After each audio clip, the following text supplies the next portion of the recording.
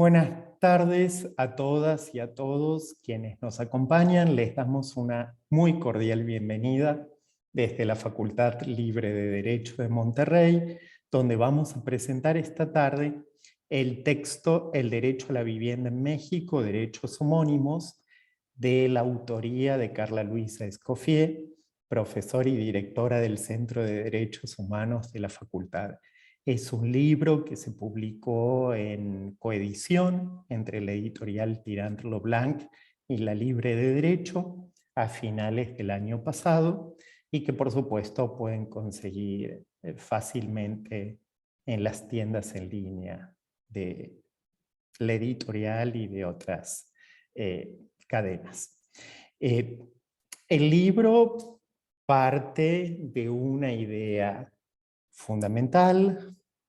Carla dice que es su hipótesis, pero creo que está suficientemente demostrado a lo largo del texto, y es que en México hay un conflicto o una coexistencia entre tres ideas acerca del derecho a la libertad, una visión más liberal vinculada con la vivienda como propiedad, una visión laborista más vinculada con el derecho de los trabajadores a acceder a la propiedad, y en este caso, por supuesto, los trabajadores del mercado formal, y una idea un poco más actual, que es la propiedad desde el punto de vista de la igualdad estructural, que se vincula con el derecho internacional de los derechos humanos y, por supuesto, en este sentido, el derecho que tienen todas las personas para acceder a una vivienda adecuada. Estas tres concepciones conviven y a veces entran en conflicto a la hora de impartir justicia y aplicar este derecho por parte de distintos actores.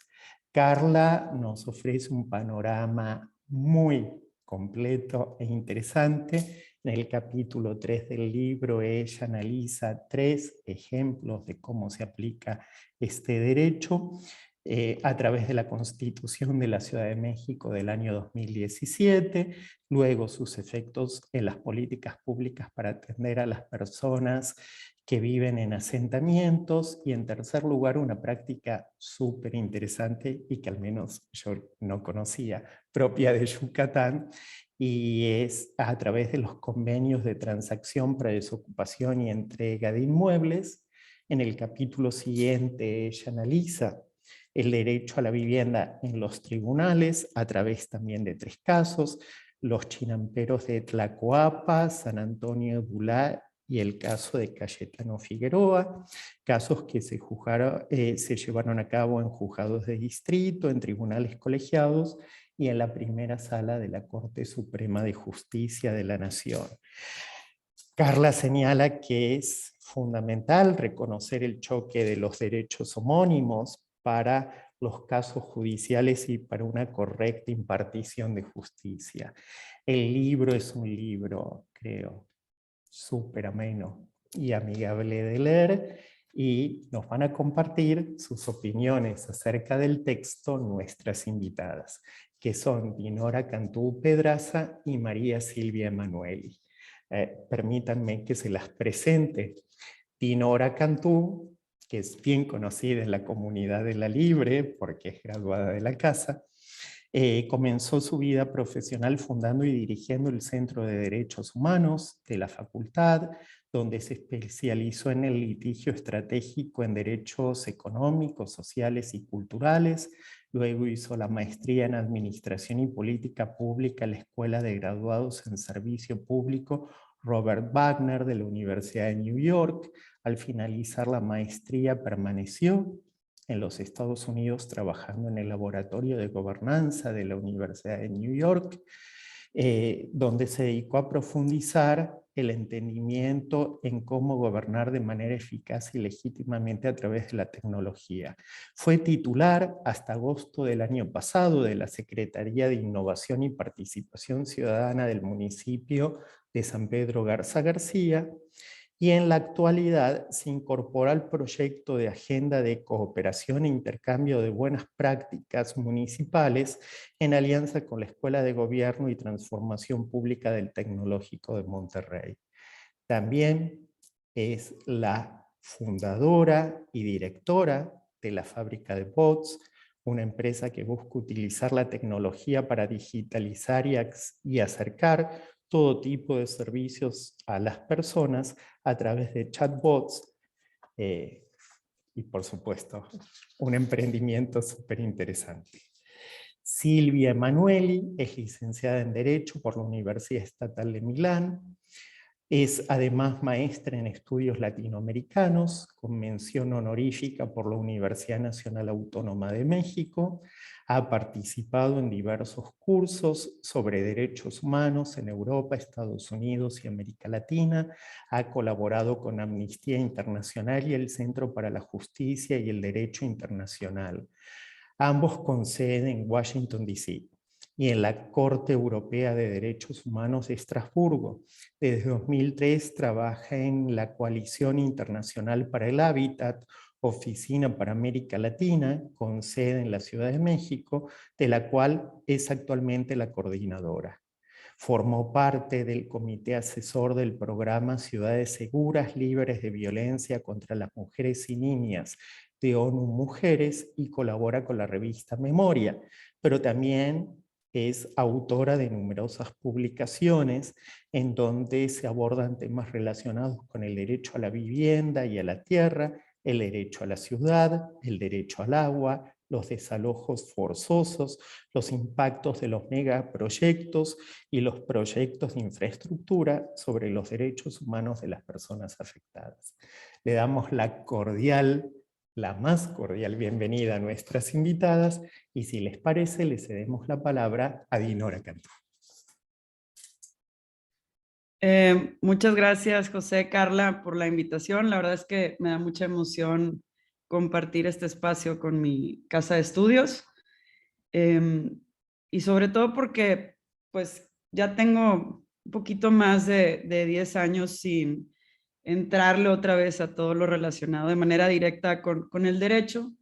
Carla me invitó porque quería que planteara desde una perspectiva un poquito práctica, sobre todo desde la experiencia que tuve hace poquito en el municipio de San Pedro, y que creo que también complementa un poco lo que estuve haciendo casi 7 años en Nueva York.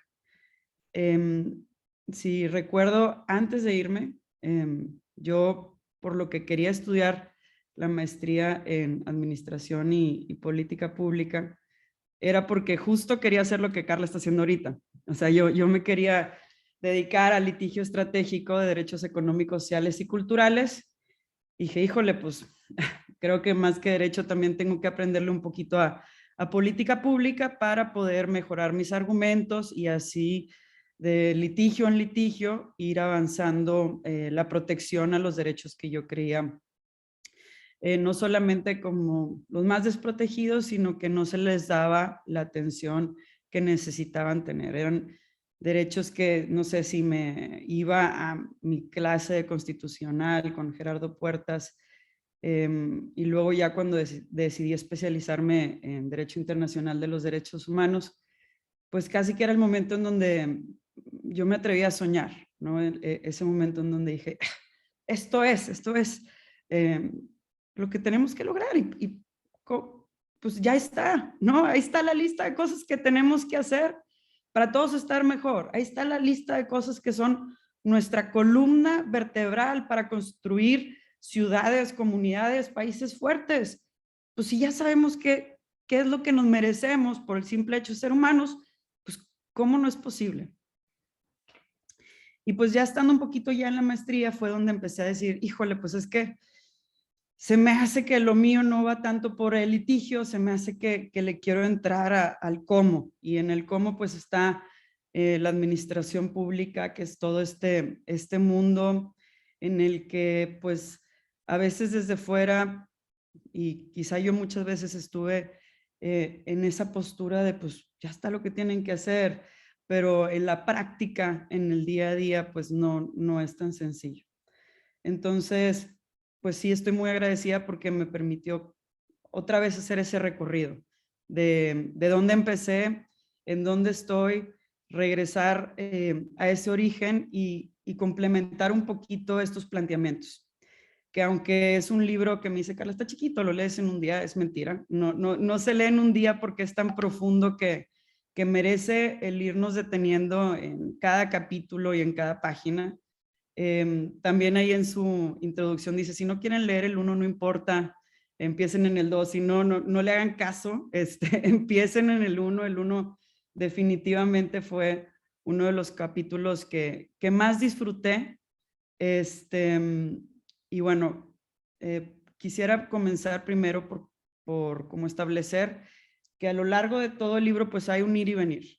Hay muchas dicotomías planteadas, algunas de las que yo identifiqué pues son estas de vivienda versus propiedad privada, inquilinos versus arrendadores, el mundo real versus el mundo de nuestras visiones, el dentro versus el afuera, y todos estos conceptos que al final de cuentas concluye Carla y yo coincido, incluso son falsas dicotomías y muchas veces, la mayoría de las veces es un problema de imaginario y de entender cómo podrían funcionar estas cosas de manera simultánea, garantizando el centro, ¿no? Esta fórmula que permita que varias visiones conjuntas convivan, pero que definitivamente no tendrían por qué estarse peleando o enfrentándose la una con la otra.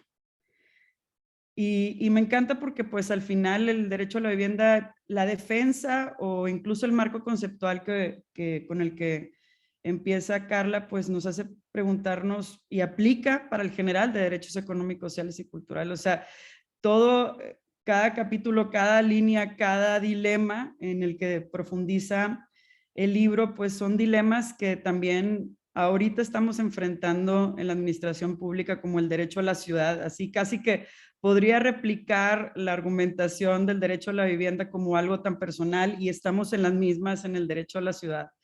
Y también lo podría decir que en general en la construcción de ciudades más justas. Me encantó cómo ella matiza un poquito el tema, donde primero hace como la narrativa en la que se construye lo que puede significar derecho a la vivienda a través de 3 concepciones que ahorita puedo profundizar, pero al final de cuentas dice, pues esto tiene que ser un diálogo entre saberes. Y también, pues lo que yo quisiera agregar es un diálogo entre experiencias. Debo confesar que soy mucho más conservadora de lo que parezco. Entonces, el libro empieza retándome. Nora Picasso, si está aquí, se está riendo porque a mí me gusta mucho hablar de que existen cosas irrefutables, ¿no? Y el libro le pone así como el dedo en la llaga donde dice, Carla, bueno, pues, bueno, y digo, citando varios autores, obviamente, pero me encantó esta línea de el derecho surge donde irremediablemente surge. Y de, ay, así en una visión purista del derecho, no, pues hay cosas que son y hay cosas que no son, pero también me acordé hace poquito de, y aquí empiezo a mezclar un poquito mi experiencia contra lo que ustedes van a ir leyendo en el libro, de la práctica, ¿no? Y hace poquito me invitaron a una mesa, pues para hacer el plan estatal de desarrollo. Estaba en la mesa de participación ciudadana y había una obsesión, casi diría, en la discusión entre cómo todas las recomendaciones de lo que se debería hacer de participación ciudadana casi que partían como primero tienen que estar en la ley, porque se tienen que garantizar en la ley. Y era así esta falsa dicotomía entre voluntad política versus cuerpo normativo. Y la gente, no, es que si no está en el cuerpo normativo, pues no importa, porque siempre va a depender de la voluntad política. Y en la mesa, un poquito mi aportación era, híjoles, lamento decirles algo, pero que esté en un cuerpo normativo depende de la voluntad política, porque lo que dice la ley y lo que tienes que hacer para cumplirla son cosas bien diferentes. Y tú puedes cumplirla con el estándar mínimo posible y decir, pues hice lo que dice la ley, pero en realidad no lograste el objetivo y el fin por el cual estás buscando defenderla e instaurarla. Entonces a veces, y perdón, yo sé, estamos en una casa de estudios jurídicos, pero pues sí, a veces el derecho no importa tanto. y sí importa mucho la voluntad política de quienes lo aplican, porque sí define el alcance, la estructura, la intención y las ganas, hasta dónde llegas y hasta dónde puedes tú tener un impacto con cualquier política o en el cumplimiento de cualquier reglamento. Entonces ahí en este diálogo entre que pues se menciona mucho el tema de la narrativa, y me preguntaba pues la clásica pregunta de what's in a name, ¿no? ¿Qué hay en un nombre? ¿Por qué importa tanto para Carla explicar las distintas narrativas para entender entonces qué significa derecho a la vivienda? Me acordé también del reto más grande que nos tocó enfrentar como administración, que fue obviamente la pandemia. Y cómo la pandemia también nos obliga, y quizá fue esta experiencia en la que ciertas concepciones, por ejemplo, ya hablando ahora sí de la narrativa, digo, la primera y la segunda, me acuerdo perfecto, la liberal clásica contra la laboralista, que hablan primero la liberal clásica, pues de no intervención, más bien del derecho a la propiedad, y la laboralista como un mecanismo para tener condiciones laborales justas, donde la titularidad del derecho es la titularidad que tiene el trabajador. Pues con la pandemia, de cierta manera, tuvimos que reconocer que hay muchas personas que trabajan para vivir y que por otro lado, como Estado, le estábamos diciendo a la gente que no podían salir a trabajar. Y la orden era quédate en casa, y por lo tanto tuvimos que reconocer y dejar a un lado como esta concepción o ideología de la meritocracia y decir, pues es que ahorita aunque quieran no pueden. Entonces, ¿cómo le hago para garantizar lo mínimo? Y en ese cómo le hago para garantizar lo mínimo, a nosotros como un municipio bastante privilegiado, pues tuvimos que hacernos las preguntas obligadas que todo gobierno se tuvo que hacer. Bueno, pero ¿quiénes son estas personas que se van a tener que quedar en casa y que trabajan para vivir? ¿En dónde están? ¿Qué necesitan? ¿Cómo nos encontramos? ¿Cómo ayudo? Y si para mí fueron preguntas en donde la respuesta no fue fácil de encontrar, con todo el privilegio que hay en San Pedro Garza García, no me imagino lo que sería la Ciudad de México, lo que sería cualquier otro estado y cualquier otro municipio en otra situación, donde incluso pues el manejo de datos, el manejo de quiénes somos, el manejo de información para hacer política pública, pues es bastante escaso. E incluso se menciona ahí como uno de los grandes casos el tema de la INEGI. Entonces, pues sí nos dio una oportunidad la pandemia de dejar a un lado esta ideología de meritocracia y decir, bueno, vamos a explorar hasta dónde podemos llevar la política pública. Y en la práctica, pues para mí es en donde se hacen las cosas un poquito más complejas. Dentro del derecho a la vivienda y las narrativas que le dan origen, que luego vemos cómo expone, cómo cada narrativa influye en la interpretación y en lo que cada quien merece de acuerdo a casos, de acuerdo a discusiones legislativas y demás.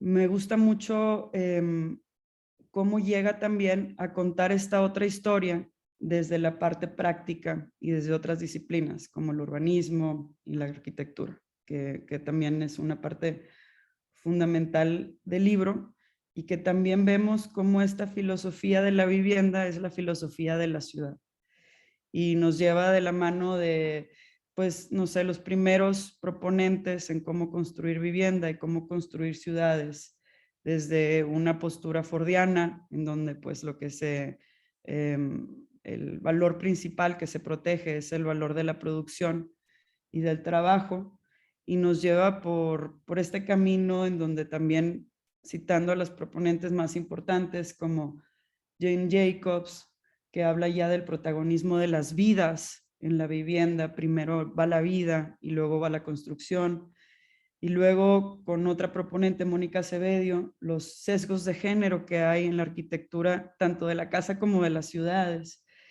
y luego con otra proponente, Yuhani Dalamas, que habla de otros sentidos, de otras experiencias, por ejemplo, de personas con discapacidad. Pues es la historia del todo, es la historia de si recuerdo cuando estábamos discutiendo el reglamento de banquetas, hablábamos de cómo también las banquetas pueden tener perspectiva de género y cómo están pensadas para cierto tipo de zapato o para cierto tipo de movilidad, pero no están pensadas, por ejemplo, para tacones o para ruedas. Desde algo tan básico, tan importante, desde la guía táctil que tuvimos que hacer ustedes se acordarán de todo el tema que fue calzadas, pues cuidar cada uno de los detalles, cuidar la inclinación, incluso de las rampas de accesibilidad, era algo que no estaba tampoco tan puesto en la práctica y que no era ya incluso un tema de principios, porque los principios se reconocían, sino también era un tema de experiencia y de que nos dimos cuenta que estábamos trabajando con personas que no están acostumbradas a este nivel de exigencia porque no había tal obsesión en cuidar que realmente se respetaran todos estos principios. Al final de cuentas, para mí, lo más importante de este libro es reconocer que a través del estudio, y yo creo que la mayor aportación es que Carla de manera muy clara nos dice en dónde estamos y por qué estamos en donde estamos. Es decir, qué estructuras de pensamiento, qué narrativas llegaron ahorita a conceptualizar lo que puede significar el derecho a la vivienda y cómo se ha ido materializando caso por caso, pero también política pública por política pública. Me gustaría invitarles aquí a los estudiantes de Derecho a tomar esta postura un poco más práctica para reconocer que definitivamente el derecho, el litigio del mismo y el avance de cada política pública empieza a través de lo más práctico, que es reconocernos como seres humanos. A mí, al final de cuentas, lo que más me emociona de pensar en el derecho a la vivienda es decir, he logrado entender su importancia porque de cierta manera no me puedo imaginar sin ella. Y el no imaginarme sin una casa, el no poder imaginarme sin una casa me obliga a pensar por qué permitimos que personas no las tengan. Y en ese por qué lo permitimos, también creo que incluso las narrativas de cierta manera generan contextos, restricciones o limitantes porque falta esa capacidad práctica de imaginarnos cómo podría ser diferente. Recuerdo cuando estaba leyendo un libro de Boaventura dos Santos en el que hablaba en un título de ellos cómo no podemos ahorita ya imaginarnos un capitalismo sin fin, pero al mismo tiempo estamos en un momento en el que no podemos imaginarnos el fin del capitalismo. Y es, creo, un poquito cuando empezamos a hablar de derechos económicos, sociales y culturales, donde empiezan a doler los temas. Y es que hay una claridad de que es un derecho, hay una claridad de que hay que luchar por él, pero si nos vamos al nivel más práctico, si reconocemos a quién le toca implementarlo, si pensamos en las capacidades que tienen las administraciones y el servicio público, si tomamos en cuenta los tiempos políticos que hay para hacer un cambio, que en municipios son 3 años, que en gobiernos estatales son 6 años, si también sopesamos los riesgos de hacer las cosas diferentes, el miedo que genera el tratar de proponer algo nuevo. Creo que de cierta manera el libro un poco cierra con cómo empieza. Y me hizo preguntarme entonces cuál es la narrativa existente a la fecha. Uno de mis libros favoritos es Homo Sapiens y me encanta porque dentro de, incluso creo que es en la misma introducción, habla de que lo que nos hace diferentes a los seres humanos contra todos los otros seres es que tenemos la capacidad de crear y creer en historias. Me da esperanza porque lo que parece que no va a acabar, pues al final es una historia que alguien contó y como historia entonces puedo contar algo distinto. Pensando en la narrativa del derecho a la vivienda y en que la narrativa incluye historia, destino, comienzo y final, explicación y propósito, considero que el libro de cierta manera expone la historia, expone el destino, da la explicación y explica el propósito, pero falta un comienzo y un final. Y en ese comienzo y final, en esos pasos a seguir, en esas guías prácticas de a quien les toca implementar una política pública, está el juego, en donde si tomamos en cuenta este equilibrio, si tomamos en cuenta que quienes trabajan en el servicio público son seres humanos también con todos los miedos, pero también con todas las ganas. Si recuerdo la cantidad de veces que he estado no solo en este municipio, sino en otros, pasando por asentamientos irregulares y platicando, hijo, es que ¿cómo se va a resolver esto?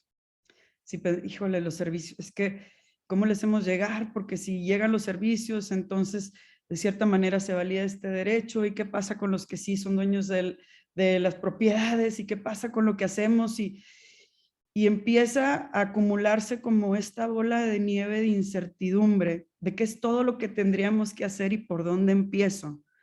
Que genuinamente a veces no hay comienzo porque no hay fin y porque no hay esos pasos a seguir de cómo problema por problema habría que solucionarlo. Y también Carla, pues de cierta manera, elabora muy bien en esos problemas prácticos: desplazamientos forzados, desalojos, asentamientos irregulares, informales, discriminación, contexto pre, durante y post pandemia. Y quisiera invitarnos a reflexionar entonces en cuál es nuestro propósito y en el derecho como esta herramienta, en el litigio incluso como esta herramienta de avanzar lo que nosotros consideramos como el propósito de nuestra existencia y ese reconocimiento de qué es lo mínimo que deberíamos de garantizarnos para todos, con también una secuencia lógica y práctica de cómo llegar a ello, donde me atrevería a decir que la mayoría de las veces no es que no se quiera, sino es que no se sabe cómo.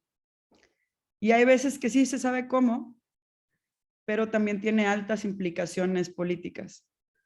Y entonces es en donde a mí me resulta más interesante explorar el juego con el litigio estratégico.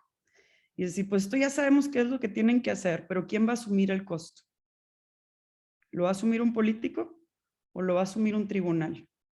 Y a veces entonces es en donde el tribunal quizá tendría que, por su permanencia, asumir ese costo político de dictaminar una nueva forma de hacer las cosas.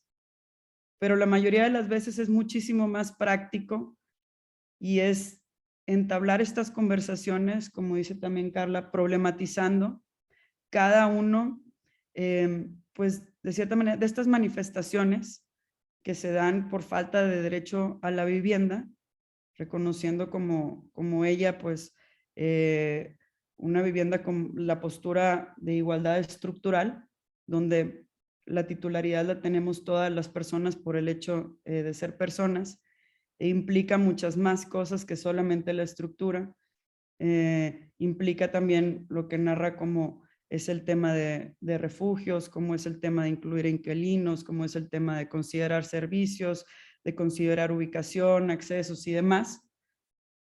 Y enfocarnos en el problema a resolver. Y uno por uno ir viendo las herramientas, que algunas veces serán de manera práctica y otras veces serán con herramientas jurídicas, pero sí observar nuestra profesión como una que parte de generar una narrativa. Y que lo más importante para que una narrativa permanezca es poder contar la historia de cómo empieza y cómo termina. Y si la podemos construir en esos pasos, en este 1, 2, 3, 4 y 5, creo que vamos a seguir avanzando poco a poco y todos los derechos que al menos en México pues no han estado protegidos como están los derechos civiles y políticos, que son los derechos económicos, sociales y culturales. Entonces, bueno, desde mi perspectiva es ese equilibrio entre práctica y teoría, entre reconocer que el derecho a la vivienda ha avanzado por otros saberes, por otras especialidades, por cómo nos hemos contado, pero también construido las ciudades y nuestros hogares, e ir poco a poco haciendo ese juego y esta dialéctica en donde se va a ir construyendo de manera paralela, avanzándolo en tierra, en campo, en política, en casos, en buenas prácticas, y por otro lado, apretando cuando la política no da y le tienes que, de cierta manera, transferir esa responsabilidad a otro poder que por su permanencia y por su estabilidad quizá tiene un poquito más pues de fianza para mover adelante y para seguir empujando la agenda que nos va protegiendo y que nos va ayudando a construir mejores ciudades. Entonces, bueno, para mí fue toda una reflexión. De verdad que está buenísimo el libro. Les invito a leerlo, a utilizarlo también como un marco conceptual para explorar el alcance de muchos otros derechos y a tener también ese lugar de respiro, de imaginación, de volver a soñar qué es lo que queremos lograr, por qué somos abogados, por qué creemos en esto, e irlo avanzando aportación por aportación, y estoy segura que la de Carla va a ser una que va a dar un parteaguas y mucha raíz a seguir con ustedes, impulsando cada vez más el respeto a la dignidad del ser humano por el simple hecho de ser humano. Muchísimas gracias, Dinora. Le aviso a quienes nos están acompañando que está habilitado el espacio de preguntas y respuestas si quieren dejar sus preguntas para luego compartirlas entre todos. Y ahora le damos la palabra a María Silvia Manuel. Muchísimas gracias, doctor Fabián Ruiz. Hola a Dinora, a Carla, a todo el público que nos sigue. Yo tengo que decirles que estoy muy emocionada de estar aquí, de compartir esa noche la presentación del libro de Carla. Sé que ella estaba también un poco nerviosa, como es normal, pero quiero empezar por felicitarla realmente por este gran esfuerzo. Yo encontré en Carla una aliada insustituible que estaba buscando durante muchos años. Nuestra coalición tiene más de 40 años de trabajar el derecho a la vivienda adecuada y durante mucho tiempo había deseado como una abogada entre muchos arquitectos y arquitectas que componen nuestra coalición de encontrar, como les decía, una aliada con la cual hacer litigio estratégico en materia de vivienda, y ahí apareció Carla Luis Escoffier, y desde entonces, hace creo 4 años, pues no hemos dejado de construir, de dialogar, de imaginar, de ser creativas. Sobre todo le reconozco a Carla una gran creatividad, una gran solidaridad por las causas que ella acompaña y una capacidad de no decir nunca que no. Eso creo que también es muy significativo. Todas las causas valen la pena para ser reflexionadas y acompañadas, y que nadie quede solo, sola frente a una problemática como la de la vivienda. Entonces, en primer lugar, yo quiero realmente agradecer a esta joven abogada que tiene una energía que es realmente envidiable y que siempre está en primera línea, y pues es realmente para mí una gran alegría compartir con ella todo este crecimiento y esta visibilización que está teniendo y que merece. Bueno, yo también quiero ahora pasar un poquito al libro, pero obviamente como ya dijo Dinora, me parece de entrada un libro súper importante porque no se queda en la investigación, es justamente investigación-acción, lo que permite de hacer cambios en la sociedad que tenemos, que es finalmente para mí, para muchos de nosotras, el objetivo de nuestro trabajo, no solo mirar atrás de un escaparate, sino estar ahí, estar todos los días intentando hacer los cambios para los cuales trabajamos, que en nuestro caso son los cambios que nos indican de alguna manera los derechos humanos y los derechos sociales. Como digo en el prólogo que tuve la dicha de poder elaborar acompañando ese libro de Carla, es que yo diría, no para quitar ninguna otra riqueza, digamos, ningún otro elemento importante al libro de Carla, pero la primera cosa que hay que decir, creo, es que su libro tiene un grandísimo sentido de la oportunidad. Hay momentos históricos en los cuales se pueden hacer cambios que en otros momentos eran imposibles, eran impensables. Y creo que eso también hay que reconocerlo, ¿no? En una primera conferencia de las miles que han venido posteriormente en línea, desafortunadamente desde la pandemia, en una primera de estas conferencias que se hicieron sobre ciudad, territorio, Jordi Borja, un catalán muy conocido por trabajar justamente el derecho a la ciudad y muchas otras temáticas desde el urbanismo, nos recordaba que la Segunda Guerra Mundial permitió realmente la constitución del Estado social. ¿No? El gran impacto de la Segunda Guerra Mundial obligó a un cambio. Podemos discutir sobre el Estado social, si fue suficiente, si no fue suficiente, si nos quedó corto, si es más capitalismo con cara humana, deberíamos haber tenido algo más, pero es un cambio significativo y relevante. Y un deseo, obviamente, quizás un poco naif, según desde donde se mira, pero que tenemos muchas organizaciones de derechos humanos, es que la pandemia sí nos obligue a hacer un cambio. No podemos, desde nuestro punto de vista, seguir trabajando de la misma manera, seguir recibiendo las mismas recetas para solucionar problemas muy antiguos y tenemos, por lo tanto, que ser creativos y que realmente pensar en un post-pandemia que sea cuanto menos redistributivo. Eso para nuestras organizaciones es fundamental y aun cuando seguiremos quizás durante mucho tiempo siendo las pocas que seguimos diciendo esto, mientras China regresa a hacer todo y más y Estados Unidos igual que siempre, pero déjenos desear que poder pensar las cosas diferente y poderlas hacer diferente. Por eso me parece que también el libro de Carla es muy oportuno porque justamente llega, además de presentarse, digamos, después del Día Nacional de la Vivienda, además de presentarse en 2022, donde celebramos los 100 años del movimiento inquilinario de México o de la huelga inquilinaria de México impulsada por mujeres en Veracruz justamente en febrero de hace un siglo, pero obviamente nace también, decíamos, es obvio, en el contexto del COVID, donde que nos obliga, digamos, a ver que la vivienda tiene que volver a ser central. No puede ser un debate de especialistas, y eso el libro de Carla nos ayuda a que así no sea. Es un libro accesible, como ya dijo Dinora, pero la vivienda tiene que volver a repensarse, a volverse a analizar, a volverse a tratar de una forma diferente a lo que se hizo, obviamente en relación con el ambiente, en relación con la ciudad, en relación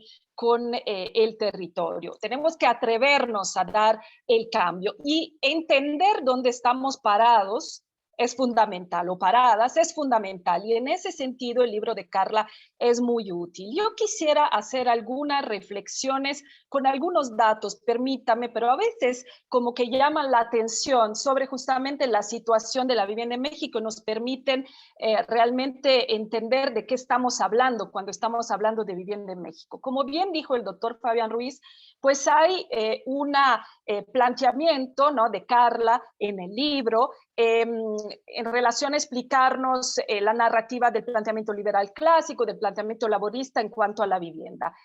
Ustedes entenderán mejor de qué se trata leyendo el libro, pero ya el doctor Ruiz lo precisó y lo introdujo. Bueno, Durante muchísimos años, estos planteamientos liberal clásico y laborista es obvio que prevalecieron en nuestro país, porque durante muchos años, durante muchos años, la gran mayoría de la población no ha podido acceder a una vivienda adecuada en México en propiedad. Con datos de hace algún tiempo, pero bastante recientes, podemos decir que el 76,2% de la población ocupada estaba imposibilitada en acceder a vivienda en propiedad a través del crédito o del subsidio. O sea, tenemos, como decíamos, dos planteamientos predominantes en nuestro país, planteamientos predominantes, obviamente por razones ideológicas, cuál es el caso del liberal clásico, y otro, el laborista, que es también ya muy reconocido gracias a las luchas de los trabajadores y las trabajadoras. Entonces, estos planteamientos, si bien predominantes, esconden lo que hay atrás, que hay un 76,2%, lo quiero repetir, de población que no tiene acceso a propiedad con los instrumentos que se le han puesto a disposición por parte de las políticas públicas que han predominado durante mucho tiempo. Y estos datos son impresionantes si pensamos a cuántos recursos se han destinado a intentar que la población se hiciera propietaria. Si viéramos, cuando pensamos sobre todo en el Infonavit, en el Fobiste, si viéramos obviamente también cuánta de esta vivienda construida, sobre todo bajo la narrativa laborista, se ha construido mal, se ha construido lejos, se ha construido de forma inadecuada y hoy es abandonada. Pero aún así, ¿no? Seguimos teniendo dos narrativas que son apoyadas por ideologías muy claras,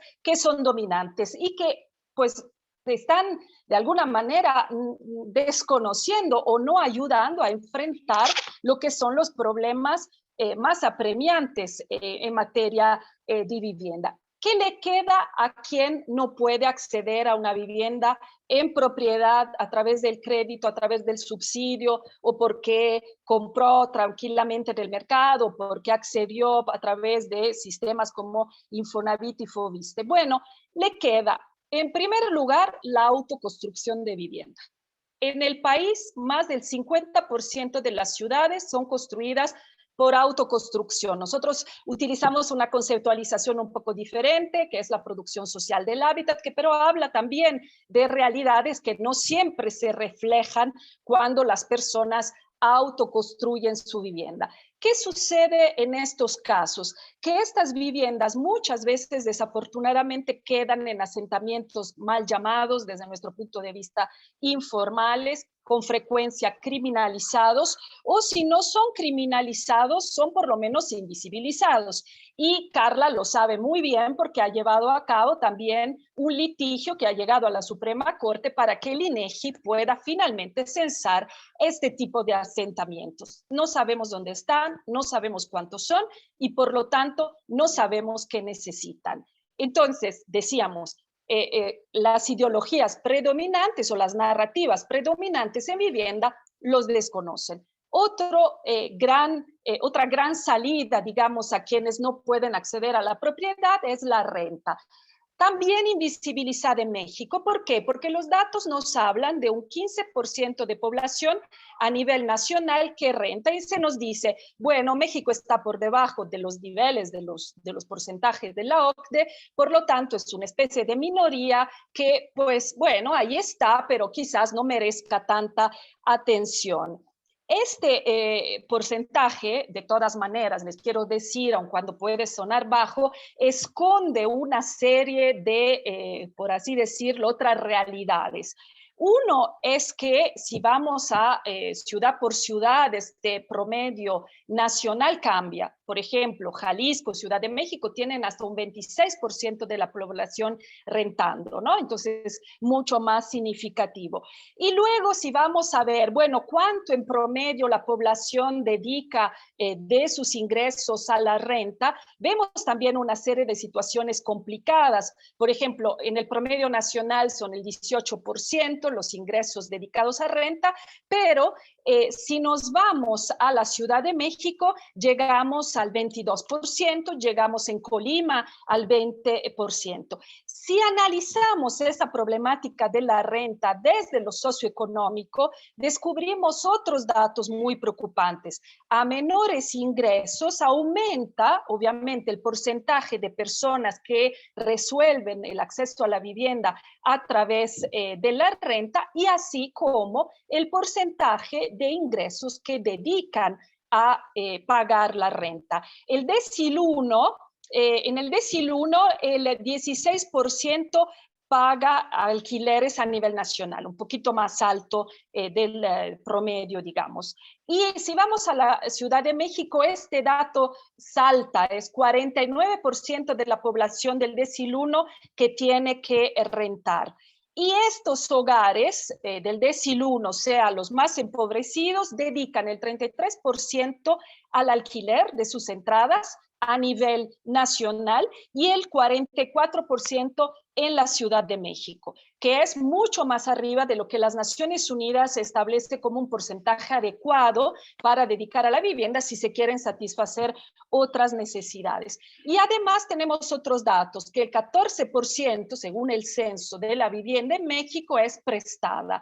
Un concepto muy, digamos, ambiguo, que probablemente esconda una serie de realidades que tendríamos que analizar mucho mejor, ¿no? Podrían ser situaciones de renta sin ningún tipo de contrato, podrían ser una serie de otras situaciones. Entonces, justamente estas mayorías, de alguna manera, son las que autoconstruyen, las que rentan, las que tienen una vivienda prestada, son las excluidas por las dos conceptualizaciones predominantes en el país. ¿A quién, digamos, le podría preocupar realmente el derecho a la vivienda adecuada de esta población? Obviamente, a quien sí haga suya la narrativa relacionada con los derechos humanos, el derecho a la vivienda adecuada, que desde los instrumentos internacionales, como sabemos, es un derecho que tiene, digamos, que está relacionado con una titularidad que le toca a cualquier persona, no simplemente a los propietarios o a los trabajadores, y que no vincula el derecho a la vivienda, obviamente, a la propiedad. Entonces, los grandes números de personas o la mayoría de las personas en nuestros países sí necesitan, para poder acceder a una vivienda, que reflexionemos, analicemos y actuemos a partir de esta visión de derechos humanos que realmente nos puede dar respuestas y que nos va o nos debería obligar a hacer políticas que realmente diversifiquen de forma muy clara las posibilidades de acceso a una vivienda, que también ofrezcan opciones como las cooperativas de vivienda, quizás las viviendas públicas, las rentas sociales, una serie de otras situaciones. Pero desafortunadamente todavía no estamos en esta situación. Diría que tenemos un avance en el país en materia de reconocimiento y apoyo de alguna forma a la autoconstrucción de vivienda, muy poco, desafortunadamente, por lo que tiene que ver con renta y con cooperativas, por ejemplo, como opciones alternas. Bueno, Carla, en efecto, en el libro, además de este diálogo muy interesante con otros saberes, muy necesario, es muy poco clásico, digamos, o muy poco común, más bien, que una abogada dialogue con otros saberes. Entonces, eso también hay que reconocerlo. Yo misma soy abogada, no es una crítica al gremio, sino es digamos, un darse cuenta que normalmente conocemos nuestros artículos, un poco la Biblia de nuestros códigos, pero no vamos vamos mucho más allá. Entonces, Carla, como ya se dijo por parte de los dos expositores que me antecedieron, sí hace esta reconstrucción, este esfuerzo de diálogo con otras disciplinas. Y además, bueno, hace un análisis para sustentar su planteamiento, digamos, que está en el centro del libro, hace un análisis de casos jurídicos y de sentencias. Lo que no hace Carla, que sería muy interesante hacer, no digo que sea una ausencia ni mucho menos en el libro, pero que les quiero brevemente contar, es un análisis de cómo estas narrativas también obviamente se dan, y todos pueden y todas pueden imaginar que así sea, también en el debate público, en el debate ciudadano, y cómo lo hemos sufrido muy duramente el año pasado cuando intentamos con Carla, con muchos movimientos, tanto movimientos urbanos, movimientos inquilinarios, bastante embrionarios desafortunadamente en el país, justamente porque se ha privilegiado en las políticas la propiedad, la vivienda en propiedad, o con otro tipo de movimiento intentamos que la Ciudad de México reaccionara frente a la crisis por COVID con medidas específicas en materia de vivienda, porque sí creemos que no es suficiente, digamos, simplemente ampliar eventualmente las políticas sociales o, por así decirlo, anticipar, ¿no?, los apoyos en materia de aquellas políticas que ya están vigentes, sino que deberíamos haber tenido políticas específicas, desde moratorias a desalojos, así como otras. Y ahí, pues, hicimos varias propuestas, entre ellas una dirigidas a modificar el Código Civil de la Ciudad de México, y las reacciones fueron furibundas. Simplemente. O sea, estas narrativas que muy elegantemente Carla nos dice coexisten entre ellas, efectivamente coexisten entre ellas, pero yo creo que nos sentimos como, ¿no?, tres gatitos que intentaban sostener que sí, que también, fíjese, hay que pensar a la vivienda de una forma mucho más amplia desde el punto de vista de los derechos, que hay que hablar de rentas, que se puede hablar de una regulación de las rentas y que no por esto, digamos, somos una enemigas de la patria, ¿no?, o de la sacrosanta propiedad privada. Entonces, lo que falta, digamos, quizás en lo anecdótico de este libro es justamente la reacción social, porque los jueces y las juezas reflejan, obviamente, cierta sociedad. Obviamente, sabemos, hay excepciones, hay jueces y juezas súper comprometidas con los derechos humanos, pero hay un reflejo también que viene de las propias facultades de derecho. Yo me imagino que, habiendo escogido a Carla en la Libre, estarán haciendo una apuesta diferente, pero desafortunadamente sabemos que normalmente las facultades de derecho son todavía muy conservadoras. Y esto es el reflejo de este conservadurismo que sigue manteniéndose, obviamente, en las decisiones judiciales. Y la renta, por ejemplo, en México sigue viéndose, y en muchos otros países, como un tema de derecho civil que no puede debatirse en otros ámbitos. Entonces, otra vez, un debate súper atinado, súper necesario. Yo creo que vamos a robar, y ya lo hemos hecho, a Carla algunas horas de sueño para que siga colaborando, no digo de trabajo, porque si no el director de la facultad me va a decir que cómo, pero para que nos apoye, obviamente, en toda la conmemoración de los 100 años del movimiento inquilinario, para que sigamos haciendo propuestas junto a muchos otros actores, para que justamente podamos dialogar con las autoridades, como decía y proponía Dinor, en un diálogo que sea fructífero, que sea respetuoso. A veces nos es difícil explicar que hay otras formas de ver las cosas, pero hacemos nuestro mejor esfuerzo. Y quiero terminar de verdad para invitar a todo público a leer este libro maravilloso que van a seguramente gozar mucho. Efectivamente, como decía Dinora, es muy agradable también a la lectura, y felicitar de verdad, de todo corazón, a Carla, porque sabemos que las luchas por el derecho a la vivienda cuentan con su apoyo apasionado, con su capacidad, con su experiencia, y de veras la agradecemos muchísimo también por todo este esfuerzo en apoyar hasta la Ciudad de México y muchos otros rincones de este gran país. Muchísimas gracias. Muchísimas gracias, Silvia. Muy amable por tus palabras. Recuerdo que pueden ir dejando preguntas en el espacio de preguntas y respuestas. Y antes de darle la palabra a Carla, permítanme que lea algunos datos sobre su trayectoria. A veces tenemos muy cerca a la gente y olvidamos que hacen muchas cosas por fuera de las instituciones en donde trabajamos, y creo que es bueno recordarlo. Carla Luisa Escoffier Duarte es abogada por la Universidad Autónoma de Yucatán. Tiene una maestría en Derechos Humanos y Democratización por la Universidad del Externado en Colombia. Fue investigadora del Centro de Estudios de Derechos Humanos. Además de las paredes y el techo, las casas también son relojes. Entonces, fue investigadora del Centro de Estudios de Derechos Humanos de la Autónoma de Yucatán. Fue abogada en el Centro por la Justicia y el Derecho Internacional.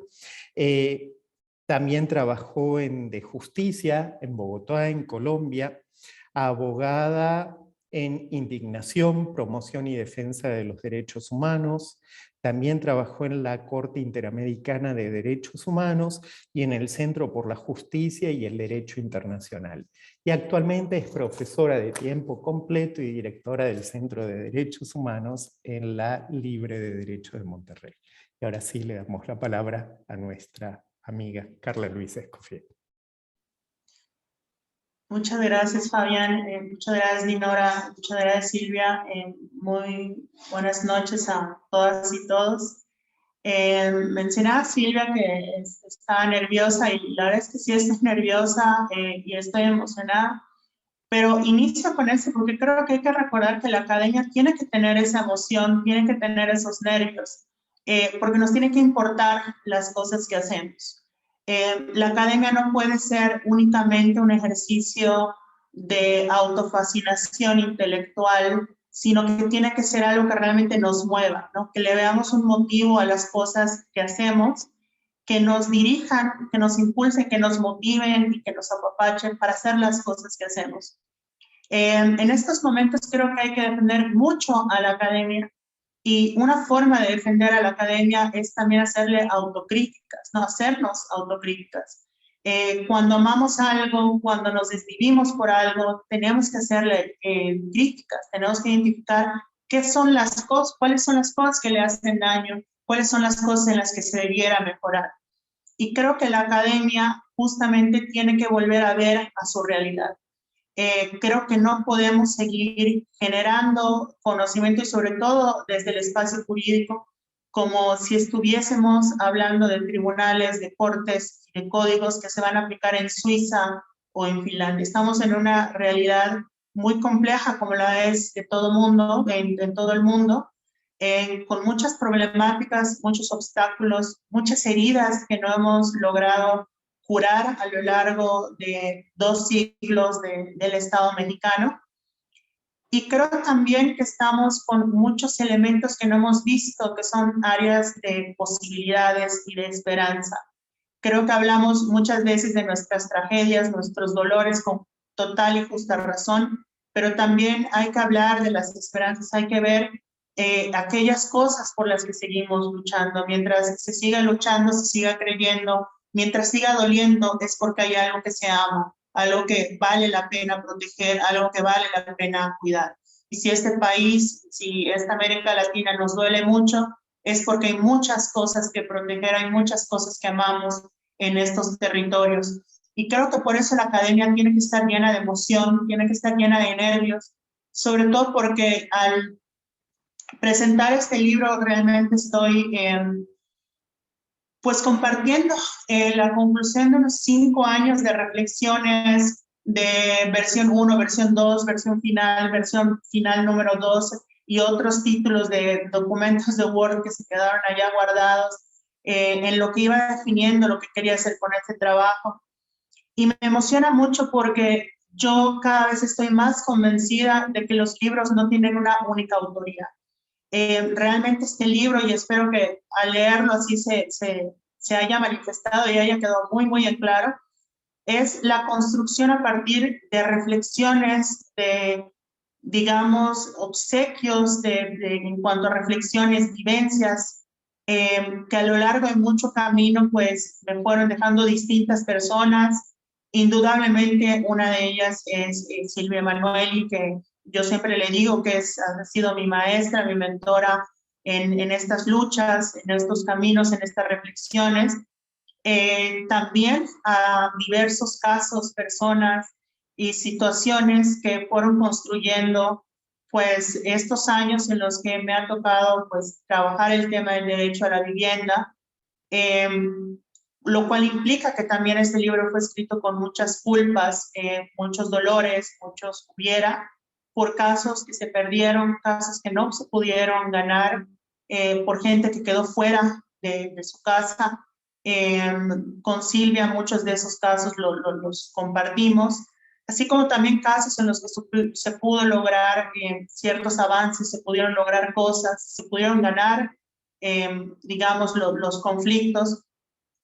Pero todas estas personas conocen mejor que cualquier persona en la academia lo que es el derecho a la vivienda. Estoy hablando de cooperativas de vivienda, estoy hablando de asentamientos, estoy hablando de comunidades indígenas, estoy hablando de edificios de vecinas, vecinos, estoy hablando de personas en situación de calle, estoy hablando de tantas realidades que saben justamente eso que comentaba Dinora con mucha claridad de lo que implica perder la vivienda, ¿no? Ese ejercicio hipotético de qué haría yo sin una vivienda, qué haría yo sin no tener dónde estar.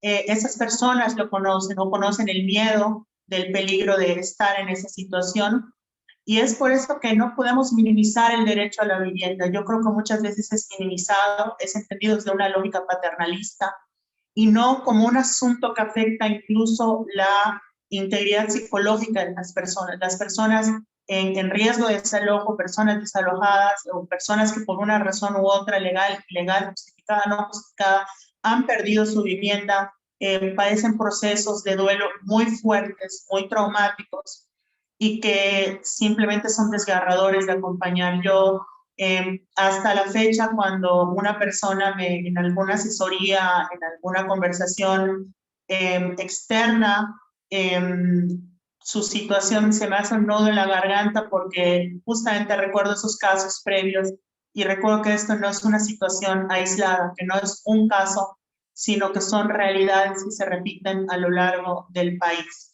En particular, y escuchando a Dinora, a Silvia, yo no, digamos, en muchos de los casos que se me ocurren, pero de manera particular quería recordar el caso del edificio Trevi, que fue un caso del cual aprendí bastante, no solo del contexto y las dinámicas de lo que ocurre en la Ciudad de México, sino también de esa solidaridad y esa capacidad que tienen los edificios vecinales de hacer tejido social, de ser verdaderamente un apoyo entre todas y todos, personas que ya habían sido desalojadas, pero que continuaban en la lucha por los vecinos y vecinas que seguían en él, y que finalmente los amparos que presentamos no lograron detener el desalojo, pero las personas encontraron un cierre bastante, tengo conflictos con el concepto de dignidad, pero digamos bastante digno, bastante justo, bastante reivindicativo en sus derechos. Y eso creo que es bastante poderoso y fue una de las experiencias que más marcó pues mi reflexión en mi crecimiento y que estoy segura se verá reflejado en el libro, no por mí, sino por lo potente que es este testimonio. Y también pienso en otros casos y realidades que se están dando. Recientemente entró a trámite en la Suprema Corte la solicitud de facultad de atracción de un caso de una pareja del mismo sexo en San Luis Potosí, que fue discriminada en el acceso a la vivienda en un fraccionamiento. Y es un amparo que pude acompañar y que también pues me hizo recordar la gran variedad de situaciones y contextos en los que se pueden dar las violaciones al derecho a la vivienda, y que además en este caso, que ojalá sí sea tomado por la Suprema Corte, pues está la posibilidad de reconocer por primera vez en México el derecho a la ciudad, que esperemos que lo tome la Suprema Corte y así sea.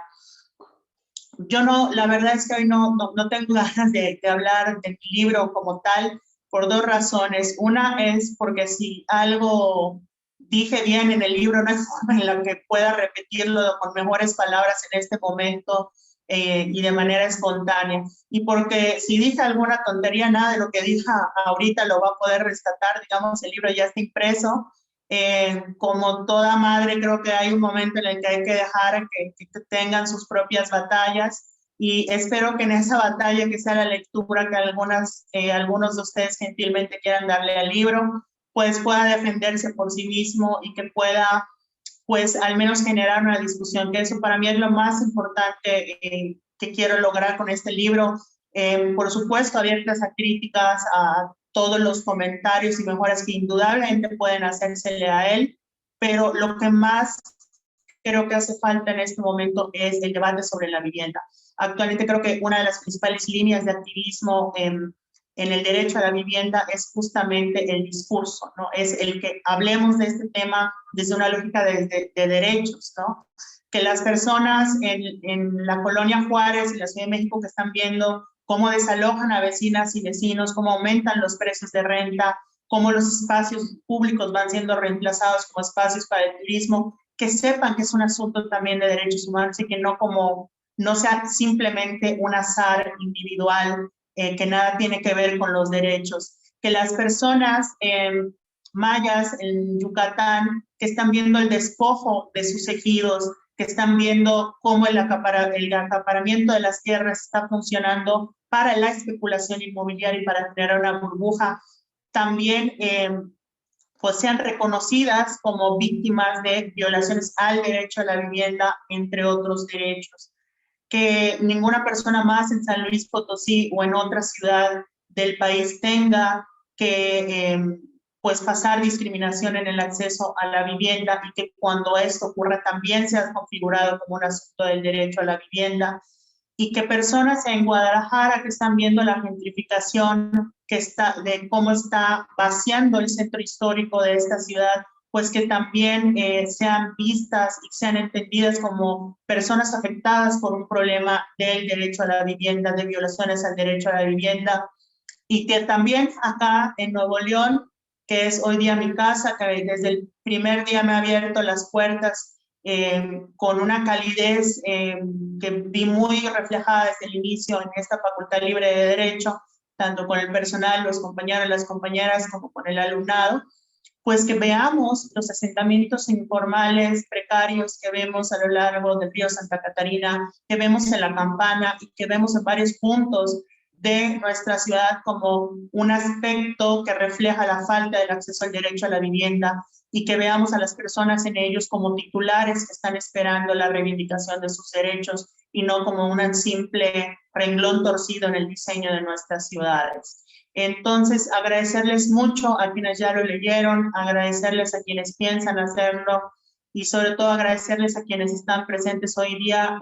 Estoy muy emocionada, nerviosa, pero sobre todo muy, muy agradecida. Y eso, el poder hacer lo que apasiona, el poder aprender de tanta gente maravillosa en el camino y además llegar a este punto con este agradecimiento que desborda el corazón, creo que es de los mayores privilegios que se puedan tener.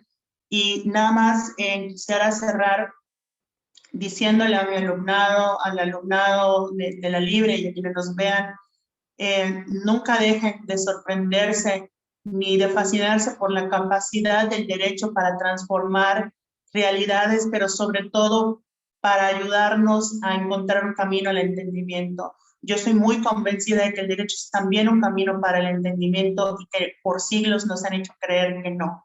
A través del derecho interpretamos, discutimos, nos encontramos, nos obligamos a corroborar, nos obligamos a pensar en qué contextos se están aplicando las normas, y eso también puede ser un camino para entender lo humano.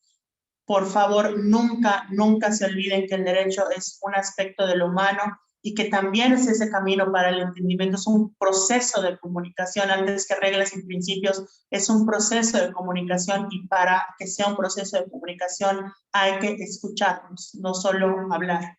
Y entonces, básicamente era lo que quería compartirles. Muchísimas gracias, doctor Fabián, doctor y amigo Fabián, a Dinora y a Silvia, dos mujeres que admiro muchísimo y que para mí es un honor que estén acá acompañándonos en esta su casa, la Facultad Libre de Derecho de Monterrey. Muchas gracias. Muchísimas gracias, Carla. Y hay preguntas. Hay preguntas del público, así que te las leo rápidamente. A ver qué podemos decir. Mónica Ledón, una amiga del DF, directora de la revista del Infonavit, que están haciendo muy buen trabajo. Te manda saludos y pregunta: ¿cuál piensas que puede ser la diferencia principal entre la vivienda digna y el nuevo término de vivienda adecuada? ¿Y por qué es importante ese cambio conceptual? Y también pregunta a Ledón si crees que el derecho a la vivienda puede volverse un derecho fundamental en nuestro país. ¿Querés de a una o querés todas juntas y contestás? Pues se puede una por una para que no me pierda. Sí, claro que sí. Bueno, adelante. Contesto muy puntualmente, porque ese es un tema que también me fascina y que creo que es de las cosas que faltaron en el libro. En términos generales, hablar de vivienda digna es hablar de un estándar de dignidad para todas las personas. Es decir, que hay ciertas formas de ser digno, digna, y que por lo tanto hay un esquema, digamos, universal de habitar, de tener una casa, de los materiales, de los espacios, que puede ser reproducida a lo largo del planeta Tierra, ¿no? Donde hay un ser humano puede haber esta vivienda digna que le sirva. Justo porque la dignidad es un concepto que, entre otros problemas, tiene esta lógica de estandarizar, de que confundir que tenemos el mismo valor con el hecho de que somos iguales y de que vivimos iguales, que tenemos los mismos dolores, los mismos proyectos de vida. Entonces, cuando hablas de vivienda digna, a mí lo que me parece es eso, que puedes creer que se puede construir una casa que se multiplica y reproduce en cualquier lado. Pero cuando hablamos de vivienda adecuada, ya no estamos viendo la casa, ¿no? Cuando decimos vivienda digna, pensamos en la casa. ¿Cómo es esa vivienda digna y sus características? Pero cuando hablamos de vivienda adecuada, lo primero que pensamos es ¿adecuada para quién? No, para esa persona, en este contexto, en esta situación, con esta composición de familia. Entonces, la vivienda debe adecuarse a la persona. No habitamos igual. Yo creo que justo uno de los problemas que tiene la política de vivienda, entre otros, nada más para poner un ejemplo así muy puntual, es esto de que la misma ley de vivienda establece como un estándar el que sean 2 cuartos, un jardín, una sala, entre otras características. Y yo me pregunto, bueno, entonces cuando una persona soltera tiene una casa con una sola habitación, aunque sea una casa de lujo, ya no es una vivienda digna, ¿no? O sea, incluso a esas inconsistencias llegamos. Y esto pues varía mucho, ¿no? Dependiendo del clima. Yo que soy de Yucatán, ¿no? Que me queda claro que el clima, los materiales cambian de un lugar a otro, no solo por mera costumbre, sino por necesidad geográfica, en cuestión de clima, ¿no? Desde cosas que pueden parecer tan absurdas como el dolor de espalda que me dio al llegar a Monterrey porque no podía colgar mi hamaca y no estoy acostumbrada a dormir solo en cama, pues allá ves que la vivienda es adecuada a cada persona, ¿no? Y si eso ocurre con cositas como el poder colgar una hamaca o no, que para alguien de Yucatán es algo de mucha trascendencia y quizá para alguien de Monterrey es como un gusto exótico, pues podemos pensar en cosas más trascendentales, ¿no? Entonces la vivienda adecuada nos obliga a ver a quién se va a adecuar esa vivienda y nos obliga a escucharnos, nos obliga a conocernos, y creo que también es la parte más importante.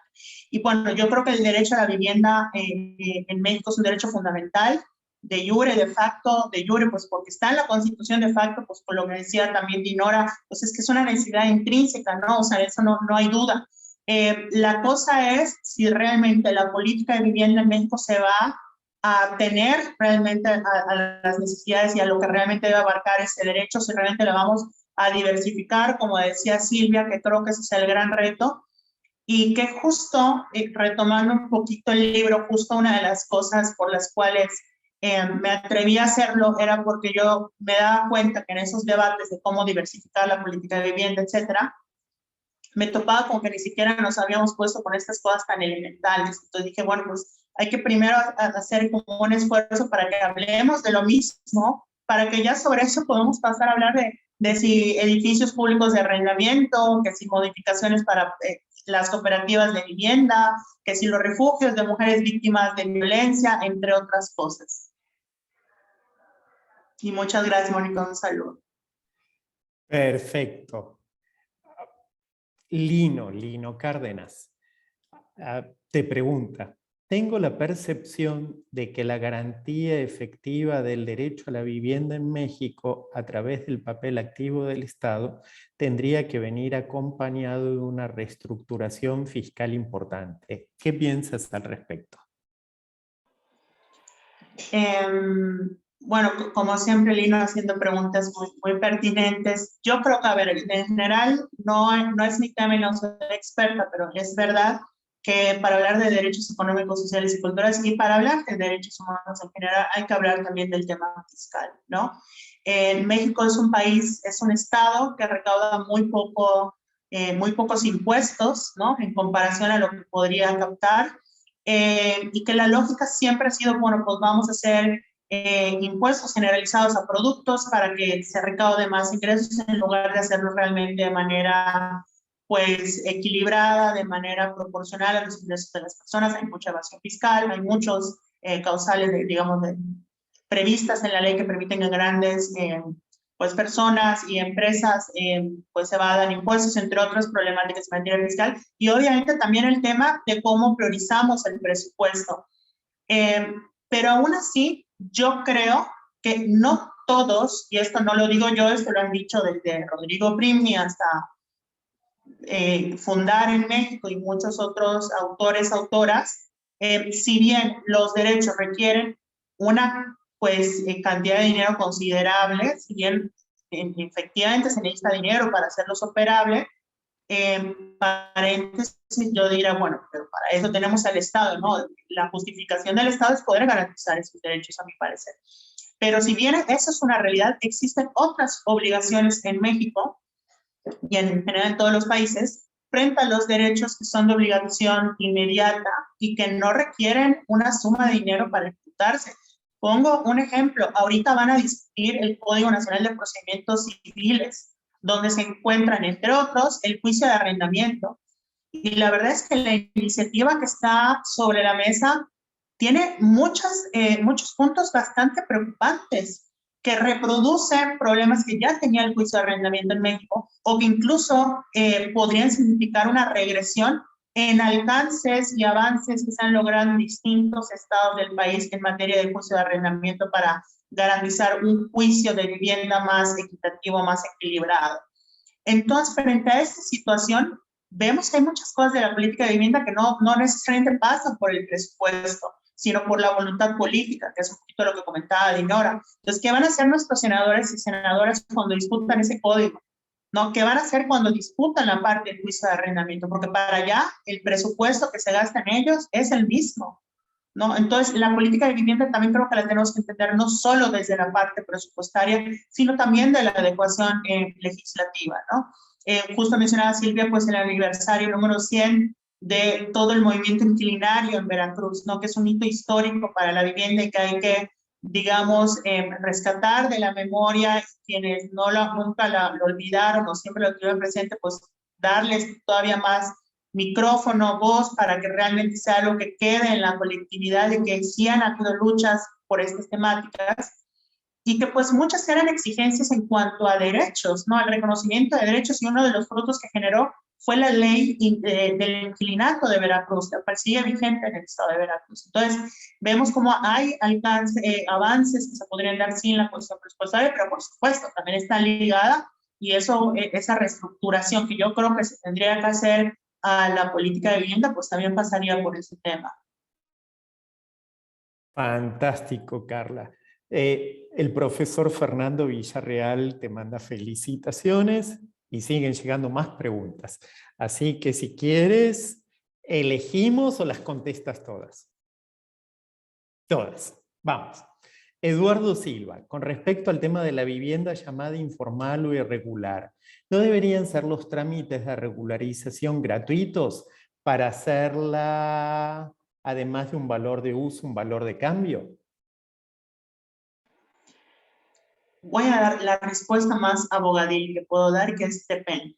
O sea, yo creo que habría que evaluar con mucho cuidado, porque también un problema que se ha dado mucho en América Latina es que cuando se habla de gratuidad o de eliminar incluso impuestos, por ejemplo, pueden ser medidas que terminen beneficiando a la población a la cual no estaba destinada esa medida originalmente para atender. Es verdad que muchos de los problemas que enfrentan varias personas es con el tema de regularización de los terrenos. Por eso yo siempre digo, cuando critico que no nos cerremos en el tema del derecho a la vivienda con el tema de la propiedad y la seguridad jurídica de la tenencia, no estoy diciendo que esa parte no es importante, por supuesto que la es.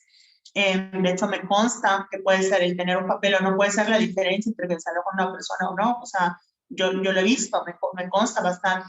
Pero creo que sí se pueden agilizar, por una parte, esos trámites siempre y cuando no representen una abstinencia del Estado en cumplir sus funciones. Muchas veces esta lógica de vamos a hacer más ágiles los trámites, vamos a facilitarlos, puede venir, no digo que siempre, puede venir con la desatención del Estado, ¿no? Que el Estado se desentienda de ciertas obligaciones, ciertas vigilancias, ciertos deberes de prevención y de fiscalización, ¿no?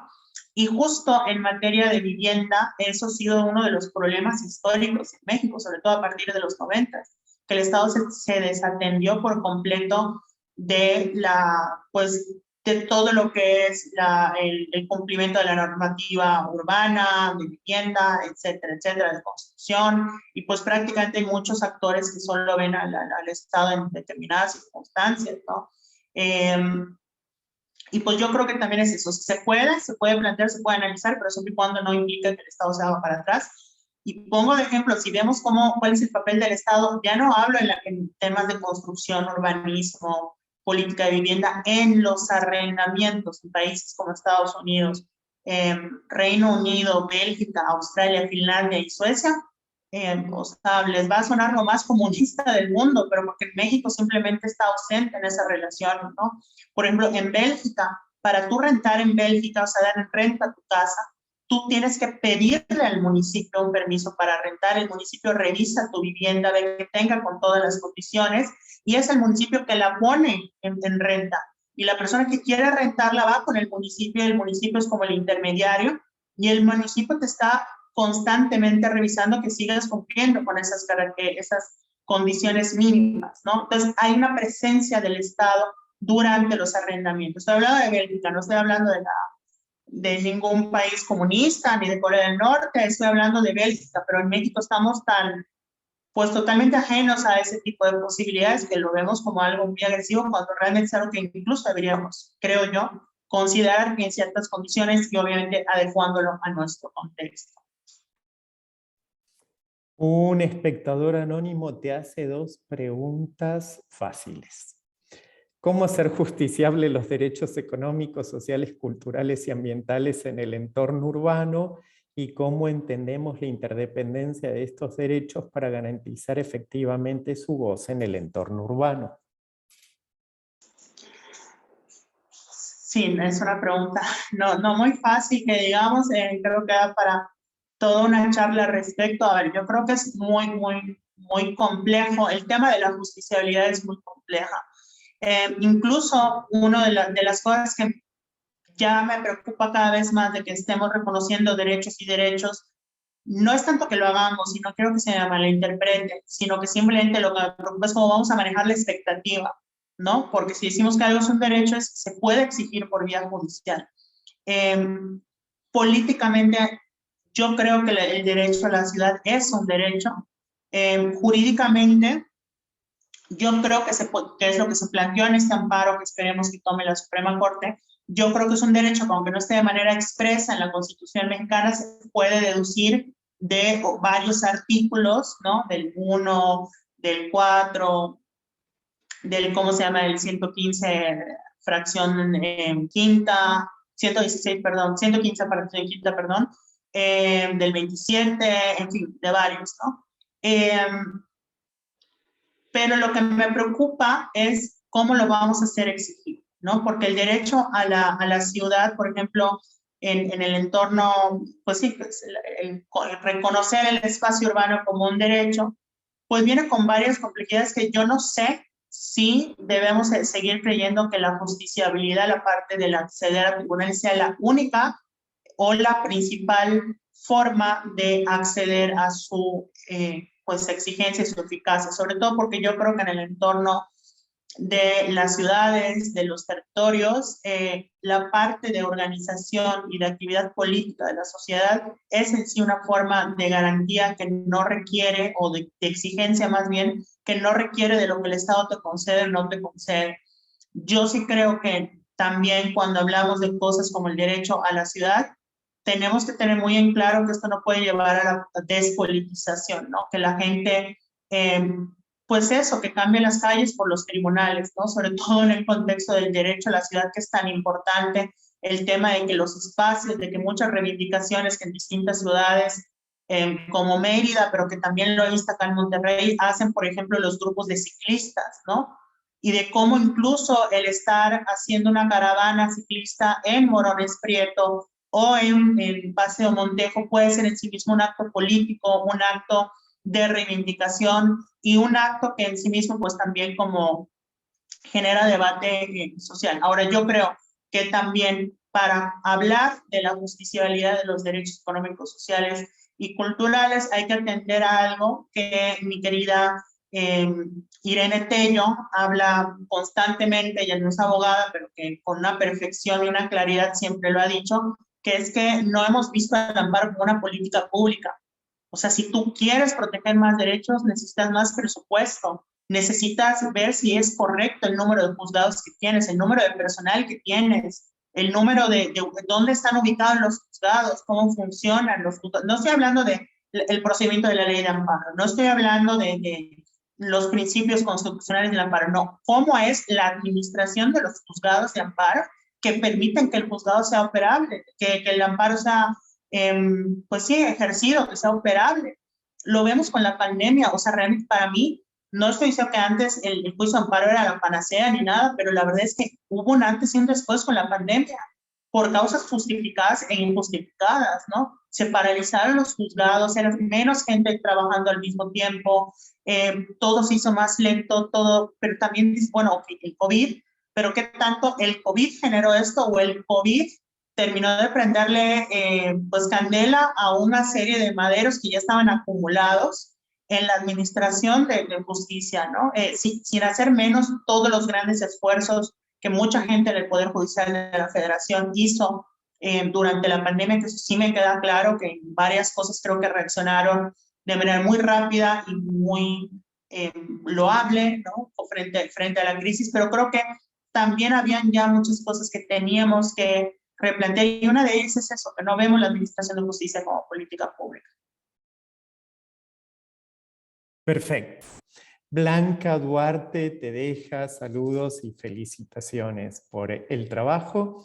Y han seguido llegando preguntas, pero para ser responsables en el uso del horario y no seguir distrayendo a nuestros invitados ni al público, les agradecemos en primer lugar a nuestras invitadas, a Dinora, a Silvia por acompañarnos esta noche. Les agradecemos a las 40 personas que nos siguen acompañando todavía en este momento del evento y por supuesto invitarlas a todas, a todos a leer el libro de Carla, que es un trabajo fantástico. Lo pueden encontrar en la tienda virtual de Tirant Lo Blanc. Sí, Silvia quiere agregar algo. Adelante.